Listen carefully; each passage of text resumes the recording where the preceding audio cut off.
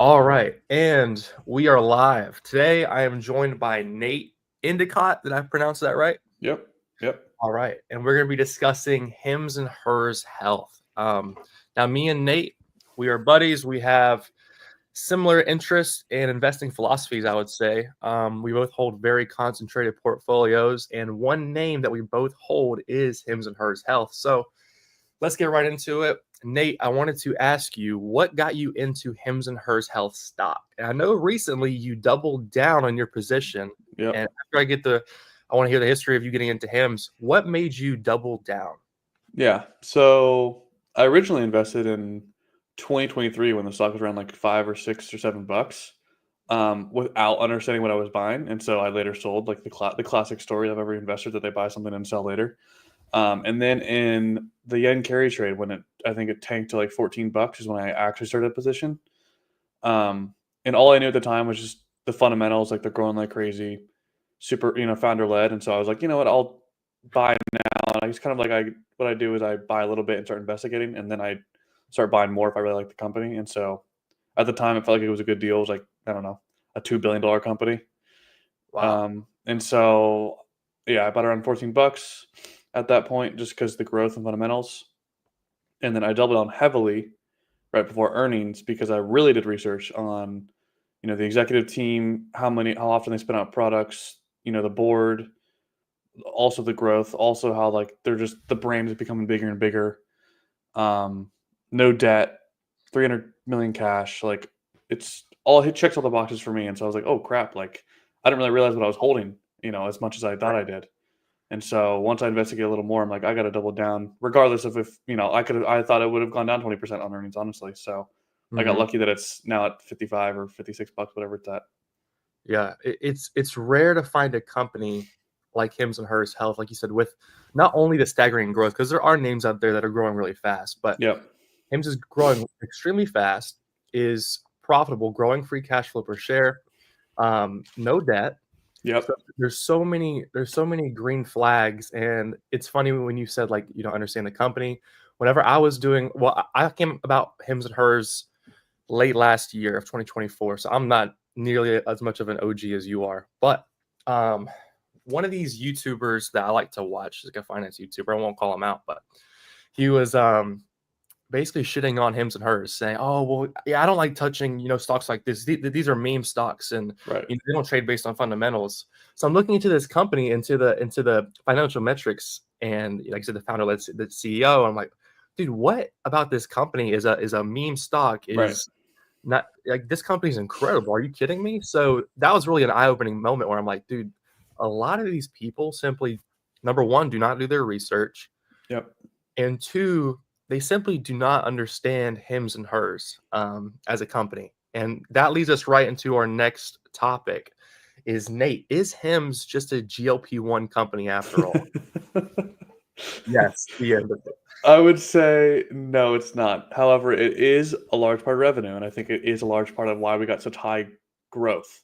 So I think to people that say it's not at all and discount it entirely is a little misleading. Like the bulls that like, oh, we're fine, we don't need to ever. It's like, well, we did get, we are going to get around 700 million this year. It is one of our higher margin products, from my understanding, Mhm. and it is a sector that we were in. That's probably the only reason we have 110% growth is because of GLP-1 initially. So to discount it entirely is a little silly, but I think to the bears that say like we're screwed without it, it's like, okay, sure. I mean, they're going to keep expanding products, they're going to keep growing products. We're fine without it. It does help for sure. Like it is Absolutely. a big boost, but we don't need it long term. Yeah, So it doesn't stress me out. it was a great boost, but at the same time, it's like, in my opinion, it was a double-edged sword Yep. because you got that benefit of, wow, we're seeing this incredible growth, but at the same time, in the back of everyone's mind, okay, well, this isn't going to be forever because you can only sell this while semaglutide's on shortage, and then you had the litigation risk that I feel like have a lot more so been debunked with this new partnership with Novo Yep. Nordisk. But you made a great point. No, HIMS is not just a GLP-1 company, in my opinion, in our opinion. Um, really is proving itself to be this all-in-one healthcare platform. It's commonly referred to as the Netflix of healthcare, building the Netflix of healthcare. Which I will say, I do hate when companies start trying to market themselves as other companies. Like With AWS. I see IonQ talking about how they're going to be the Nvidia of quantum, and I see SoFi talks about the AWS of fintech. It's like, God, can you just be your own company and start your own Exactly. company? I understand that they're trying to like paint the vision and sell their stock, but I do heavily lean against that sort of philosophy. So when Andrew talks about it on calls, I get a little like cringed out, honestly.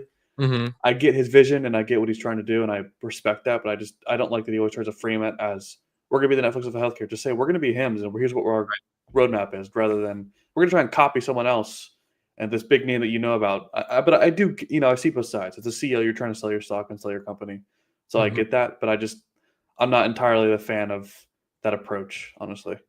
I'm with you because I feel like more so than not, when companies do that, it ends up not being true Yeah, and yeah, being disaster, being yeah. disaster.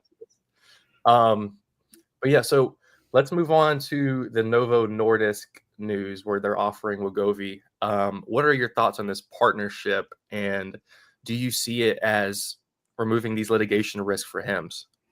Yeah, so I think on the bear case front, that was even as a shareholder, that was the big thing I was worried about. So that's another reason why I doubled down is after that partnership, I was like, wait, the odds of Novo suing him for compounding their GLP is like now almost, I wouldn't say zero, but it's between 0 and 1%. Like it's extremely low chance. Now there is a new CEO coming in, and they could come in and say, I don't want to do this deal anymore, and it could change. But for now, from what we know, um, yeah, it's basically zero, less than 1% chance. And so that's removes an entire bear case that I was genuinely concerned about. I think the other bear cases are a little whatever, but that one I was like, okay, like this has some legs to stand on. Um, Being sued and stuff. I do think the partnership's great. Kind of shows that they're trying to be the Netflix of healthcare and be the platform. Yeah. So I do like that. I'm pretty like neutral on it. Like I think it'll hurt margins. I think for people that say it won't, to me is a little disingenuous. Like they're not going to be able to get the same margins. Like that's just not how partnerships work. Right. Um, Partnerships are about reach and about going up market and down market, not about getting the same margins because you're not selling your own products. So I think it'll hurt margins, but I think the company's guided for mid 70s gross margins. So as long as it stays within that range, I'm not too worried about it. Yeah. But yeah, I'm pretty neutral. I think it's great you know for future customer growth. I think it's great being the platform and kind of getting that first partnership underway because I'm sure more will come, like Eli Lilly. Yep. There we go. But I do think it'll hurt a little bit of profitability, but I'm not too stressed about that right now. They're growing fast, and so growth is the goal. Yeah, I agree. What I think the most important part of that for me personally was it's kind of paving this path of the future where Hims is not going to be battling against this big pharma. That was a lot of the Yep. uh, bear case, like you said, with litigation risk, and it's kind of Hims and hers versus Novo Nordisk and Eli Lilly. Yep. But with this partnership, it's kind of like a glimpse in the future of okay, well, maybe Hims and hers is actually going to be working with these big pharma Yeah. companies. And obviously, you have the stock reacting extremely positively. Yeah. 40%. Oh my gosh, dude, the past month has been insane, and I guess that can lead us into our next topic. Is do you think this run is justified? Do you think after this huge run that we're getting overvalued, or do we still have more in the tank? Ooh, that's tough. I'd say with the short interest, it makes me feel like we have more in the tank. Dude, yeah, I'll wait short interest on in a little bit. I'll let you continue, but I Uh, want to know what are these shorts thinking I for the don't. company? I don't get I it. I don't understand either. I think when they were shorting with litigation risk, I could see how that because if they did get sued, the stock would be down 50% in a week, Right. and so they would cash out. But right now, I don't. I generally don't understand. But on the topic of are they overvalued? I think they're starting to get closer to what they actually should be valued at. Hmm. Um, I'm between like 65 and $75. I think is fair value. So I think it's to me at 55 is still a little undervalued, but it has run 140% a month or whatever. So I'm not personally buying just because at any chance it could drop 30, 40%. Um, do I think it has room to run? I think yes. I think like let's say an Eli Lilly partnership happens. Like there's a lot of headwinds, and so if Eli Lilly happens, we have another really killer earnings where they probably beat estimate like they always do. We have maybe macroeconomic wise, the tariffs are somehow finished or ended, or at least figured out. I think that will send the entire market running, which will just include HIMS. And then I think again, like the short interest is just insane, and so I think I could think it could easily get $100, but then it could easily go back to down to 35, and so it's sort of one of those volatile stocks that I'm ready to buy if I am, and I'm ready to sell cover calls if I need to. Yeah. I like to play both sides there. Yeah. HIMS has been so volatile. Even in the beginning, whenever I was getting into it, it was so volatile. I mean, you have um, old news resurface of Amazon launching or bringing this Yep. thing to your telehealth platform. HIMS will go down 20%, like it's nothing. I mean, Yeah. just bam. So sensitive to any GLP-1 news and any competition news. I think HIMS is starting to get a little stronger. I know you Just say, had yeah, on that front, I would say they're actually, I've noticed, or what it feels like, I could just, be blown. I don't know. I think I could just be thinking differently about this, but I think the stock is maturing because of that GLP-1 news that we saw with Novo and how different prices with Roe and stuff. And the stock was down, I think, originally 10% and then recovered almost entirely. Like Mhm. it's now, it was not only down like 4 to 5%, which is like, I'm like, wow. For GLP-1 news, it's usually down 10 to 20% no matter what, regardless of whatever it's from. Anything that's just GLP-1 in the news, whether it's good or bad, it's just down Right, 10%. yeah. Even if it has no effect So on HIMS, it'll go yeah, down. exactly. And so this one, I'm like, oh, interesting. Like it sort of has a lot more buyers than I initially expected. And so I think people are maybe starting to realize that the company and understand who they are and wanting to get in because it's run so much. Like I got to get in now. Here's the time to buy, and so it kind of creates more buying pressure. Mhm. So I'm surprised that we have honestly aren't in the 40s yet. I thought we would have been after we hit like 65 or 66. Yeah. I think a pullback or a consolidation period would definitely be healthy because you Yeah. zoom out and the chart is really just boom, boom. Yep. So it's insane. But now I want to move on to this recent 1 billion that they are now sitting on. Ooh, this is What feisty. what are your thoughts on this? And what do you expect them to do with this cash? I also want to touch on the recent earnings report where they talked about expanding internationally and get your thoughts on that. So what do you think? Man, oh man, there's so much in that. I think it was, at least from how long I've been in the company, I think this is the most well executed thing the executive team has done, in my opinion. Like the fact that it also has like it has a cap that doesn't delete you until it actually hits like I think it's 80 something dollars a share or something like that. Yeah, the terms Um, are confusing to me. yeah, I forget exactly what the terms are, but basically it's capped at a certain percentage of dilution, and it's only once we hit a certain stock price, so like 80 something dollars, which will probably happen, and it's between now and 2030. So Yeah. it'll happen. We'll get diluted. I think it's pretty. I'm pretty confident we'll get diluted, but it's only 6%. The math is. I forget who did the math or how they did it, but I remember seeing between 6 or 7% is the entire dilution for $1 billion, and growing at 60%. I'm okay with 6% dilution with the billion in cash, especially I trust them in what they're going to do. Now, how they're going to spend it, I think they could go so many different directions. Like because they keep talking about AI and international expansion, I feel like they could just buy maybe a few more 503A or 503B facilities in different countries. Or I know they really want to get into like what is it called, like test kits and stuff like that. So they could acquire a company like that. I mean, $1 billion can do a lot with smaller healthcare in the private markets, and so I think right now they have a little bit in the UK. So maybe they kind of create a bigger presence there and buy some more companies in the UK and start expanding there. I feel like Western Europe's a big market too, so like Germany and France and those countries would be Mhm. cool.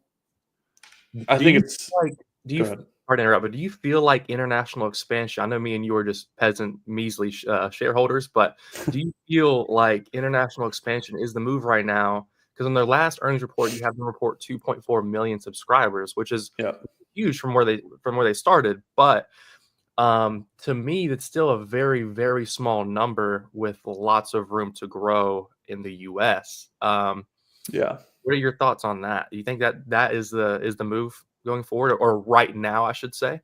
I think I think there's another one that's like a double-edged sword where I feel like they're spreading themselves too thin by going international now because they only have, like you said, 2.4 million members. And I hate when people say the TAM is everyone because I just don't think everyone will use HIMS. I don't think it's 300 million people in America. I think the TAM is probably 40, 50 million. I bet Mhm. 10, 20% I would use agree. it. in the tens of millions. I agree. Yeah. Yeah, and so I think there's just so much more market to expand, but at the same time, like, we don't know the numbers, we don't run the company, and so you kinda just have to trust that management knows what they're doing or is prepped for it. But it makes me feel like either they're not seeing the value of American customers and then they want to expand because they need to get more clients, or they just I don't know, I think I'm in the middle is more of Mhm. what I'm trying to say. I think I would prefer if they focused just in America for now and grow this to 10 to 20 million and then really hit the ground running internationally. Yep. But they know better than me, right? So Yep. I kind of just have to at this point trust them in that sense. But I think I would prefer if they stayed in house or domestically for at least until 2030 when he says 10 million members. So Correct. Yeah. I was yeah, actually sort of bring that up about the last earnings call, not the most recent one, but I guess the one before this past one. You had HIMS House ask him about where he sees subscriber count going. And CEO Andrew said he wants 10 million subscribers by 2030/2031. That's easily achievable. yeah, that's Um, crazy. that's about 4 times where we are right now. Do Yeah, you see that as being easily achievable? I think it could be easily achievable, but do I think the revenue per user could be a lot cheaper? Sort of like a Nubank, if you know that company, where Nubank has Familiar with the they have company? tens of millions of users, but the users pay like a dollar or two. So it's like it's cool to say you have 50 million users, but when each user only gives you $5, who really cares? I'm not saying that Hims will be that way. I think America's culture and our spending power is just so much different than any other country in the world. And so trying to get Germans and French people and to pay $80 a month for healthcare stuff is like so foreign. The concept of that sort of capitalism is so foreign to their culture that I think they'd have to start out really small, like $20, whatever it may be.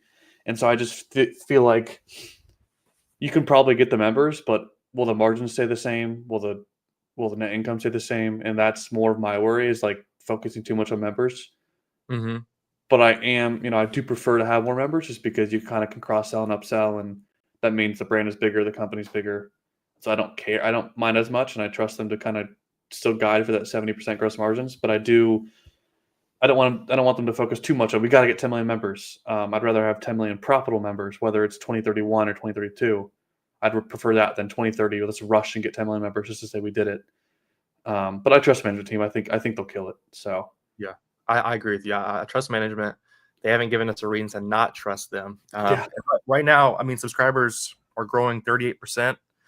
Over 60% of the members are on personalized treatments. I think that's key. We got to make sure as we grow members, I want to see more and more on the personalized.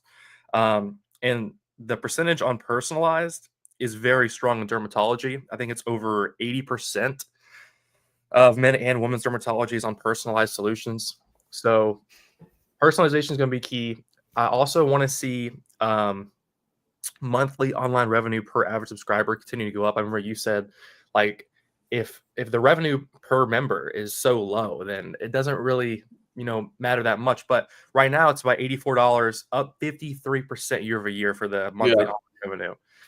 So that is going to be very crucial. And in terms of member growth by 2030, I think it's ambitious. It is possible, but what's going to be necessary for that, in my opinion, is going to be the continued launch of new products. yeah. Which into my next topic, testosterone, peptides.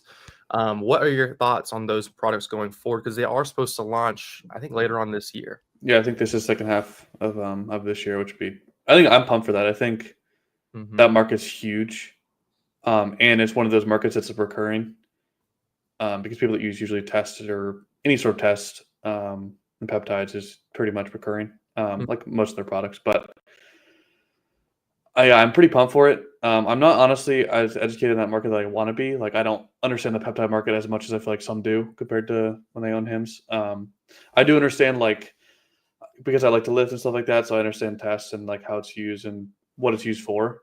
Mhm. Um, Say that one more time, just the way you. but peptides, I feel like I want to understand more and learn about more and how it's processed and sort of. I just know there's different ones for different things, like for stomach aches or for bad sleep and whatever. And so I it seems like it's a massive market and a market that could be huge. It just doesn't seem like it's backed a lot by doctors and stuff like that. And so I just would want to learn more about it and understand why that is, and probably Mhm. because Big Pharma doesn't own it. But There you go. Yeah. that's yeah. I think it's more of a market that I want to understand, but it sounds like it's going to be huge. Yeah. I think testosterone, and me and you both know that is going to be massive, just Such because. That's such a big cross seller because Yeah. like most of the people that take ED and hair loss pills are usually older men, and usually they need more tests because they need more energy. They need to fulfill more, young essentially. And And so it's gonna be perfect because I hate to say it with our generation too, because we're both around the same age. yeah, Not obviously when you get older as a man, your testosterone starts to go down, and testosterone has a crucial role in your quality of life, libido, energy, makes effort feel good. yeah, But not only when men are aging, they're going to need testosterone, but you look at the chart for testosterone over the decades in men, young men, it's just steadily going down. yeah, So even young men, unfortunately, I feel like are going to need testosterone support sooner rather than later. yeah. So I think it'll be a massive market. Peptides are going to be huge. I'm not super knowledgeable of peptides. I do know a few like BPC 157. Its effects on recovery I hear are like magic, like actually magic. If you're supposed to, if a doctor tells you you may need 6 months to 8 months to recover, this peptide will help you get fixed in 1 to 3 months. Right. It's incredible. So if HIMS executes on this, which I expect they will, they usually always do. I'm not sure of all the legality around these peptides. Like you said, I don't That's see. what I'm yeah, like, that's my worry too, is, like, the side effects, legality, but I know that Hims will market it like crazy, and it'll appear like some super awesome, like, magic drug, Yeah, so, yeah. There you go. So I'm curious to see how they would market it and get into it, honestly. hmm um, now what other products do you have coming? You have menopause coming. You Yep. have, I think they mentioned sleep, some other preventative I think, medicine. health or heart health stuff, diabetes, Yeah, I forget that there's a few other products they have on the roadmap, but that's what I love. I love that they keep adding products, and I'm sure over the next like 2 to 4 quarters, we'll see more products on that slide they show. Um, yeah. but yeah, More and more products, getting more and more users to the HIMS ecosystem, and then like you said, where they can cross sell different products. Because what I want to see is HIMS. I feel like right now applies extremely well to the younger audience. yep, So I want to see them keep this younger audience intertwined in the ecosystem for life. So as they age and their medical needs change, I want HIMS to offer new and different products for them as they age, building this lifelong connection with them. I think that'll be huge, and that's also going to lead to the average monthly online revenue per average subscriber keep going up. yeah. So now I want to ask you, one of the other bear cases besides litigation risks for HIMS is how HIMS has no moat. It's a piece of shit. Amazon is going to eat their lunch, and yeah, they have no competitive advantage. What do you think about that? Oh man, I think the moat argument, I feel like is just a buzzword a lot of people use as to like, I don't know. I see it more and more. It's like every time someone owns a stock, everyone's like, "Oh, what's the moat?" And it's just like, my God, is 2.5 million members, $2.3 billion in revenue. You know, is that not a moat? Is the brand not a moat? Like, you think people can just wake up one day and spin that up? The I think the only possible competitor right now, to me, in my opinion, is Amazon. Like, they obviously have the members, but are you trusting Amazon with your healthcare? Are you trusting Amazon? No, you want them just to ship you your toilet paper quicker. Um, I don't understand that concept of like a moat. It's like most companies are copyable. It just depends on the risk to reward. Like, do they want to copy it? Do they want to spend the capital to invest in marketing and building out the whole entire layer from EMR to the peptide facilities? Like, do they want to spend all that money? Like, we act like this is something people can just Amazon can wake up one day and be like, all right, let's spin out the division and copy this in 2 quarters. Like, no, it takes years of trust, years of understanding, um, their customers. So I hate that question. Hmm. But do I think that HIMS is indestructible? No. I think Amazon can easily come in and take market share. I mean, I think to think they can't, to me, is also disingenuous to Amazon. I mean, they have hundreds of millions of members. Like, if they just spin up any sort of possible hair loss or ED pill, like they probably will take a little bit of M's market share if they just bundle it in with their Prime membership. I mean, it's definitely not out of the realm of possibility. But on that front, like people care about niche personalized platforms. Like, and my biggest one, and it's sort of a kind of going against what I like to say is like Spotify and how Amazon and YouTube Music both existed while Spotify existed. Apple Music existed with Spotify, but why does Spotify have the most amount of members? Because they care about their users. They have niche algorithmic playlists that you will never want to leave that platform because you spin up your playlist and you hear the next 3 songs that you didn't hear before. And like, oh wow, they know me. I want to keep listening, and so you never switch. And to act like that isn't a moat to me is silly. Like same thing with Robinhood. Like, oh, it's just a UI UX interactive broker. Schwab can just copy it. It's like, okay, sure. If that's your moat, if you think that's not a moat, then fine. I think people just throw that word around a little too freely when they just don't understand a company, don't understand businesses. Mm-hmm. And so, do I think HIMS has a pretty good moat? Yes. I think it's like this indestructible moat that can never be copied or won't be disrupted. I think that's also a little disingenuous. I do think that Amazon definitely is competition. Yeah, I agree. You can't, as a bull on a company, you have to hear out the bear cases. In my opinion, you got to Yeah. take them into account. You can't be ignorant. But I was watching a little bit of that Him's House episode you had with them, and I heard that Spotify analogy, and I think it's fair to say, I know, I mean, you were against, saying, oh, this company is the AWS, this company is that, Right. but I'd argue with that argument, Hims is more like a Spotify than it is like a. That's what I think. It's that niche, it's that personalized treatment solution for you. It's affordable, it's easy. So I've actually considered getting on Hims because Cialis I probably shouldn't be saying this online, but don't use for Cialis unless you need it. But me and Nate are gym bros. So Cialis gives amazing pumps. There's a lot of health Yep. benefits as it is just for blood flow, blood pressure, everything. But Hims is known for being affordable. But for me personally, what I noticed, like, listen, they are affordable, but these products are still in the 100 to 200. Like, these Yeah. are like little, hey, I'm gonna go on Hims and spend 10, 20 bucks. Like, you know what I mean? Right. But the products are top tier. They're personalized. I was offered so many different options of what I could do. I was like, wow, this is incredible. Because whenever I Right. invest in the company, I like to, go see what it's like to be a customer. Yeah. I like to read reviews. I like to go on Reddit and see what people say about the company. So that was a very good a pleasant eye opener. And I was like, wow, okay, I really, really like this company and what they're doing. And that's why I think brand is also a moat. Like when you think, you know, Netflix and chill, as much as it's a meme, why is Netflix the first thing that comes to mind? Because they were the first one to be personalized and algorithmic. Why, when people think of music, they think of Spotify, not Apple Music? Because Apple Music has the platform. They have the hundreds of millions of iPhones that people have. People still choose Spotify because it's personalized.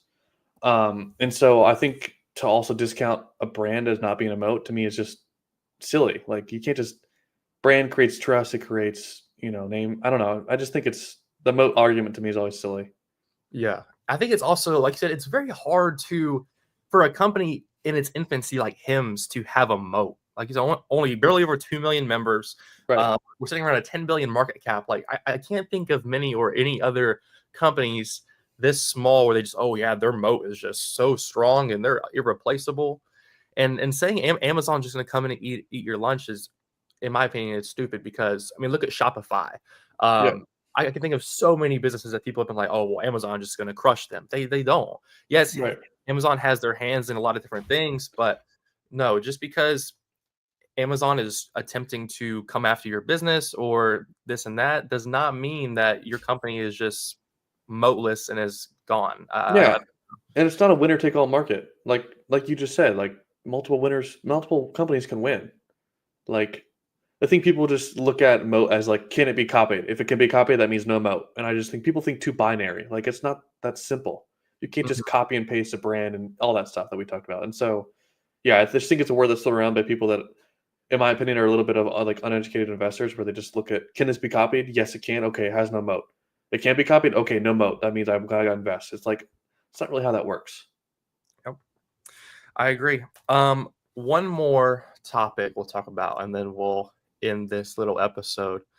For the 2030 guidance, I know when me and you hopped on Tevis's YouTube, I brought up this point, but they guided for, what was it, 6.5 billion in revenue and Yep.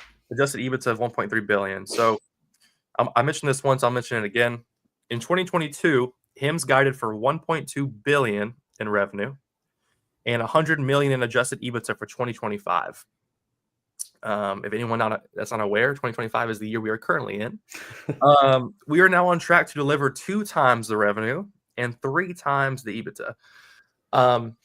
So this company, and this will be my final remarks, this company has proven time and time again that they can execute. Do not doubt this company. Now, am I saying by 2030 we're going to have double the guidance of 13 billion and 2.6 billion in adjusted EBITDA? No, I'm not saying that, but I realistically think 8 billion plus is a no-brainer. It's a given.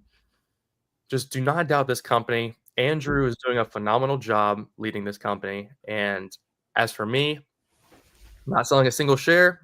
I'm not quite adding right now because, like you said, Nate, I do believe we are starting to approach that fair value, and the stock has just run so much so fast. Yep. But I'm extremely proud and happy to be a shareholder of this company, Yeah. and this has a very bright future ahead. Yeah, and I'm gonna go ahead and share my screen real quick and show you. Let's see. Show you because I wrote, like you said. Can you see my screen? Yeah, let me try and edit the stage. There we go. Sweet. Okay, I'm so I finding wrote. No, go ahead. It's all good. I wrote a where I think HIMS could trade up by 2030 using that guidance, and so I actually have the bear case. And let me zoom in a little bit. Maybe this will help. Yeah, there we go. That's a lot better. I actually have the bear case for the 6.5 billion. That's my bear case. I think that's what they guided for, but like we kind of talked about, there's only 22.5% growth year over year, and so to me, that's not what I was expecting, and so that's bare minimum of what I hope they achieve. Um, and I kind of just put some. This is without a valuation re-rating, and so this is what I think they currently trade at, like a 6 price of sales, and so I'm just assuming way lower valuation metrics. I think they also trade at like a 70 PE and like a 40 price of free cash flow. So I'm going extremely conservative evaluations to kind of just to prove my point of like I still think this company long term is extremely undervalued. And so my base case is 30%, which is about, like you said, around the 8 to 9 billion revenue mark. Mhm. And that puts them at around 30 to 45 billion, depending on how you want to value it. Which is still a 2 to 3.5 x return in Yeah. years, which is incredible. I think people are a little insane to think that a 3x in 5 years isn't a good return. I think they're too used to like, oh, 10x in 2 years. It's like that's not realistic. Yeah, them damn Palantir investors cough. Which is me because that's my first ever investment. Um, but and then my bull case is around 35%. I think this is possible, but will take extremely good management and execution. That puts them at like a 10.5 billion revenue, which is a 3 to 4x upside. With these extremely low valuations, I do think they should have a value re-ration if they are growing and still have crazy margins. Yep. And so I think this 3 to 5 price of sales could be like 6 to 8 price of sales, and this PE could be 40 to 60 rather than 20 to 30. And so I'm being super conservative, but just want to paint the picture of like I think this is probably, in my opinion, the most likely scenario around 10 billion. Yep. Me too. And so they'll probably be like a 35 to 50 billion dollar company based off these metrics, and that means the company is still super cheap. And then I put an ultra bull case of like something that could be achievable, but I'm not banking on it. 40% growth, so 12.6 billion in revenue, and 40 to 65 billion Mhm. valuation. And I kind of just had this little crappy graph here, but I just kind of wanted to paint the picture of like I think that 6.5 billion in revenue is to me it's a bear case. Like if they don't achieve more than that, then I'll be pretty upset.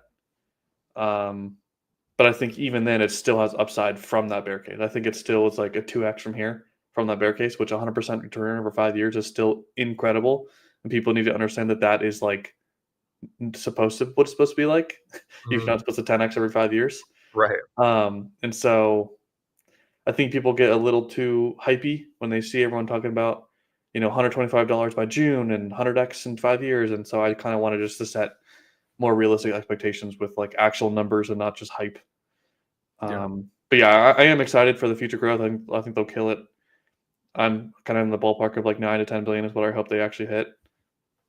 And so, yeah, Well, what I like about those models that you laid out is, you had different scenarios for the revenue, but you kept the valuation somewhat the same. So, yeah, those valuations, in my opinion, are very, very conservative. I agree. Yep. 3 to 5 times the price of sales. Um, so I don't want to bet on expansion, or no, what's it called? I don't want to bet on multiple expansion, Yep. but the numbers are looking bright. I agree with you. I think the most realistic one will be around that bull case around. Yep.